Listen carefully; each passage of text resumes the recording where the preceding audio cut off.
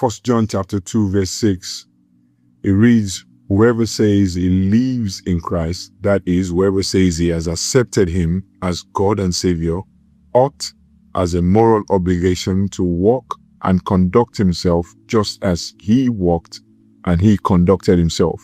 When Christ walked here on earth, he moved with multiple principles, one of which is in your communication, you have to be honest, you have to be truthful, you have to be friendly, you have to be welcoming in everything you do.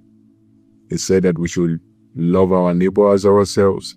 He said that we should ensure that we are honest in our ways, that we are humble in all we do, and then we ensure that we live a holy life in every aspect of our living. To be sure, he said that without holiness, no one will see God.